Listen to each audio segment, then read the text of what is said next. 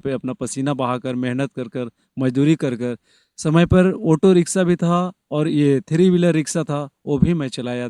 उसी दौरान हमारे ये पिताजी गुजर गए। गुजर गए, अकस्मात बिजली गिर गई उन पे।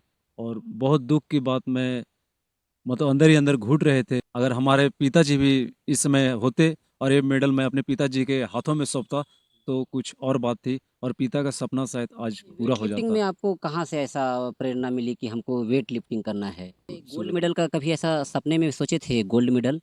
जी नहीं, मैं बस टारगेट रखता पार्टिसिपेट था में कि कितना देश भाग लिए थे? इसमें 44 कंट्री 44 देश भाग लिए थे। वहाँ पे फील हुआ, प्राउड फील होता था कि हम भारतवासी हैं और भारतीय हम ऐसे ही हैं और हमारी स्वागत ऐसे ही होती है। और मुझे वो 22 लाख या 10 लाख 5 लाख भी मुझे मिले तो मैं भारत के लिए, अपने देश के लिए और मैं अपने गरीबों के लिए, गांव एरिया क्षेत्र, मैं उसको संबोधित करूंगा, उस पैसे से हेल्प, सहायता की राशि पे हेल्प आज करूंगा। सच में जय हिंद साथियों, नमस्कार। मैं हूं कंचन कुमार यादव और सब देख रहे हैं न्यूज़ फॉर कंचन। हमारे साथ अजय यादव जी हैं, इंडियन आर्मी में हैं वर्तमान में। और इन्होंने गोल्ड मेडलिस्ट बने हैं, गोल्ड मेडल लाए हैं, भारत माँ को गोल्ड मेडल दिलाए हैं, वियतनाम में जाकर भारत माँ का झंडा फहराए हैं। World champion gold medalist. और हमें बात बता दें कि वेट लिफ्टिंग में, कोई क्रिकेट और फुटबॉल में नहीं, पावर लिफ्टिंग में हम तमाम चीज़ पे चर्चा करेंगे। थोड़ी चर्चा अब क्षेत्र में इस बात का होने लगा है कि आखिर ये गोल्ड मेडल जो है कितना करोड़ रुपया मिला है, कितना लाख रुपया मिला है। कोई करोड़ों में बता रहा है, कोई बता रहा है कि लाख मिला है, 22 लाख मिला है, 25 लाख मिला है। वो तो हम जानेंगे, साथ ही साथ इनका संघर्ष की अगर कहानी जानिएगा तो आपको रोंगटे खड़ा हो जाएगा। इस बात पर हम चर्चा करेंगे। वीडियो में बने रहिएगा कि आखिर इस मुकाम तक के जाना कैसे हुआ। सबसे पहले अजय यादव जी, स्वागत है हमारे चैनल में। थैंक यू सर, आपको भी मोस्ट वेलकम है मेरे ये इंटरव्यू लेने के लिए। जय हिंद। अ, अजय यादव जी, आप एक बात बताइए कि 10th कब किए थे? 10th मैं 2003 में किया था और बहुत कठिन परिस्थितियों में, उस समय हमारे परिस्थिति कुछ इतनी दयनीय थी कि मैं, हमारे घर में गार्जियन जो थे वो असमर्थ थे बिल्कुल। और 2003 में हमने ये 10th का एग्ज़ाम दिया। 2003 में 10th का एग्ज़ाम दिया। खबर ये है आपके प्रति कि पैसा जो क्लास में फ़ी भरने के लिए आप ठेला रिक्शा चलाते थे, सही बात है? जी, हमारे गार्जियन इतना ये पावरफुल नहीं थे और ये इनकम स्रोत कुछ भी नहीं थी। और उस स्थिति में मुझे लालच था कि मुझे कम से कम 10th करना है, 10वीं पास करना है, ताकि कहीं भी जॉब की, नौकरियां की तैयारी करने के लिए 10वीं पढ़ना ये उचित था। तो हमने घर की परिस्थिति के अनुसार, ये मैं अपने ऊपर, अपने पैर के ऊपर खड़ा होकर हमने मेहनत किया। बगल में एक सिटी है हमारे, तिलैया, कोडरमा तिलैया। कोडरमा तिलैया। उस स्थिति को, उस शहर को मैं अभी तक अपने दिल और दिमाग में रखा हूँ। वहीं पे मैं जाता था और संडे के दिन, और जैसे स्कूल छुट्टी होती थी, बंद होती, हॉलीडेज होती थी, तो मैं 2-3 दिन वहाँ पे अपना पसीना बहाकर मेहनत कर कर मजदूरी कर कर समय पर ऑटो रिक्शा भी था और ये थ्री व्हीलर रिक्शा था वो भी मैं चलाया, 1-2 दिन। और उससे मैं तमाम अपने फीस जो होती थी ट्यूशन की, स्कूल की, तो वो पूरा करते थे अपने गार्जियन को लोड हल्के करने के लिए। आर्मी कौन से साल में ज्वाइनिंग किए थे? मैं 23 जनवरी 2010 में, मैं इधर ही ये रोजी रोजगार के लिए अपना मेहनत कर रहा था, अपने होम ग्राउंड में प्रैक्टिस करता था। और मुझे लगा कि शायद कोई जॉब मिल जाए मुझे तो हमारे घर की स्थिति सुधरेगी। और हमारी पढ़ाई भी बहुत कमज़ोर थी, क्वालिफिकेशन इतनी हाई फाई थी नहीं कि हमने कुछ उस स्तरीय जॉब ढूंढूं। तो मुझे लगा सबसे अच्छा भारत माँ की सेवा करने का मुझे मौका मिले। और कम उसमें ये 10वीं लेवल के ही परीक्षा क्वालिफिकेशन क्वालिफाई चाहिए था। करना चाहिए था और 10वीं लेवल पे ही हो जाता था ये देश माँ ये रक्षा के लिए, सेना में, इंडियन आर्मी में। तो हमने वही चॉइस किया और उसके लिए मैं तैयारियां किया। 2010 में इंडियन आर्मी में ज्वाइन किए। 2010 23 जनवरी 2010 को पूना में, हमारे ये पूना के द्वारा हमें ये राजस्थान में जोधपुर में फिजिकल हुआ और राजस्थान में मेडिकल हुआ और ट्रेनिंग अभी हुआ। अभी आप कहाँ ड्यूटी कर रहे थे? अभी फ़िलहाल मैं 32 BRTF श्रीनगर में पोस्टेड है, जो लाल चौक के बगल में ही है। दुनिया लाल चौक के नाम से अभी भी जानते हैं कि लाल चौक कितने डेंजर एरिया है, खौफ। खौफनाक एरिया है। और आज मैं वहीं पे उसी लाल चौक के पास हमारी यूनिट है, 32 BRTF। अच्छा, हम आपसे ये जानना चाहते हैं कि आप इंडियन आर्मी में तो रहे, घर का परिस्थिति भी सुधारना चाहे, बढ़िया है।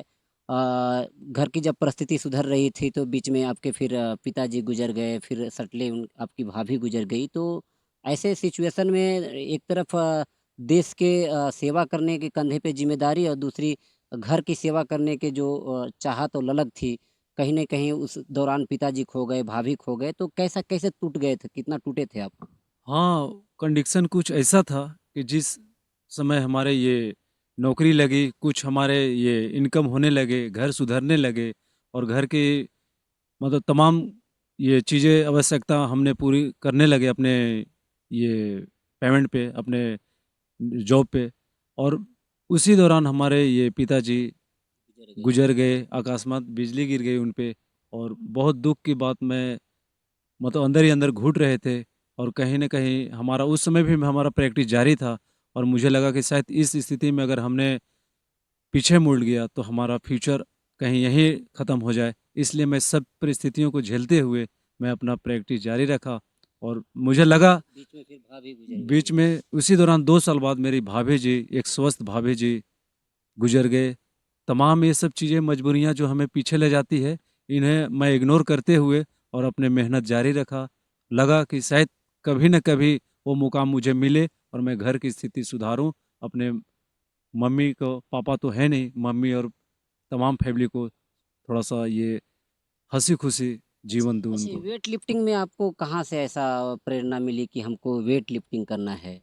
वेट लिफ्टिंग जब मैं ये असम में, असम ईबीडब्ल्यू तेजपुर में मैं पोस्टेड था, तो वहाँ मैं सिविल जिम जॉइन किया। तो जिम के दौरान मुझे ये तमाम जो हमारे जिम ओनर्स थे, मेंबर्स थे, वहाँ पे ऐसा मतलब एक पार्टी सेपरेट रखा गया डिस्ट्रिक्ट लेवल की, जो वेट उठाएँगे तो यहाँ से आपकी करियर बन जाएगी। तमाम खिलाड़ी भी आए थे वेट उठाने के लिए। तो मुझे वहीं पे ये हौसला दिया हमारे जिम वाले ने, बोले कि आप ट्राई कीजिए एक बार। और शायद वहीं से मैं ट्राई किया और वहाँ से मैं धीरे-धीरे मैं उसे अंदर चला गया। तक के बिल्कुल। अपने कितने अपने नाम का कप किए हैं? ये तमाम ये सब तो मेडल, छोटा-मोटा मेडल तो आते रहता है, जिसकी कोई ये मायने नहीं होती। और कई कॉम्पिटिशन हमने खेला असम में, अच्छा, ये गोल्ड सूरत। मेडल का कभी ऐसा सपने में सोचे थे गोल्ड मेडल? जी नहीं, मैं बस टारगेट रखता था कि काश अगर किसी दिन ऐसा आए कि मैं भारत के लिए खेलूं और वो भी गोल्ड मेडल के साथ, और भारत को अचीवमेंट करूं मैं। भारत के लिए अगर कोई अचीवमेंट करता है तो उससे गर्व की बात और कुछ नहीं हो सकती है। मेडल तो दूर की बात है, सबसे पहले मैं भारत के लिए मैं पार्टिसिपेट किया उस स्टेज पे जाकर, तो मुझे बहुत खुशी लगा अच्छा, कि इस पार्टिसिपेट में कितना देश भाग लिए थे? इसमें 44 कंट्री, 44 देश भाग लिए थे। तमाम ये 44 कंट्री का प्लेयर, जो 1460 या 63 समथिंग ऐसे ही कुछ लोग प्लेयर थे। आए थे। हमारे ग्रुप में 673 प्लेयर थे।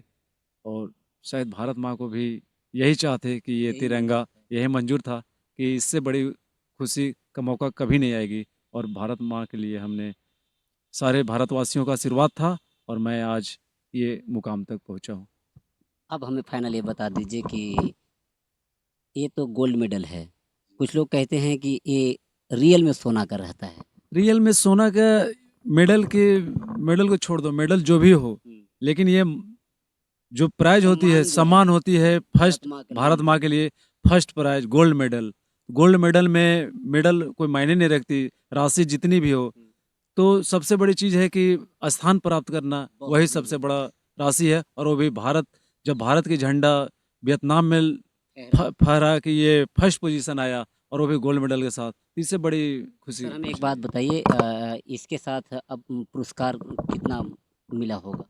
इसके साथ पुरस्कार ये वहाँ के वियतनाम की राशियों से हमारे कुछ अलग है। हुँ, वहाँ डॉलर्स यूएसडी के रूप में है। हुँ।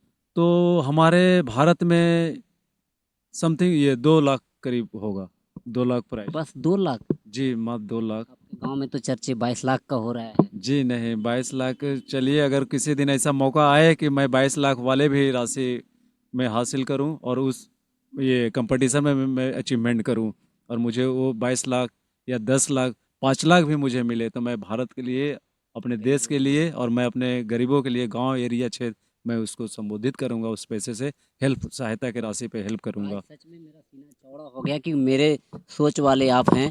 अगर जिस दिन 20 लाख, 22 लाख, 5 लाख भी आ जाए, तो वो पैसा आप गरीबों में अनुदान करेंगे।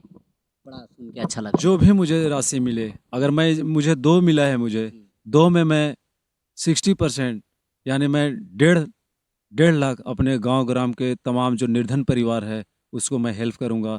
जो किसी का कोई सहारा नहीं है, कोई आशा नहीं है और वो हम जैसे परिवार पे टिके हैं, उनकी मैं मनोकामना पूरा करूंगा। इससे बड़ी खुशी मुझे कुछ नहीं मिलती। आपके स्वागत के लिए आप तो पहले वियतनाम नहीं, बैंकॉक से दिल्ली आए।